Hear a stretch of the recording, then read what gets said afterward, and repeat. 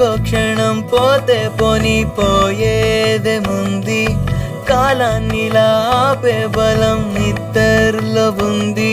రేపంటూ మా పంటూ లేనే లేని లోకంలో ఇద్దరినే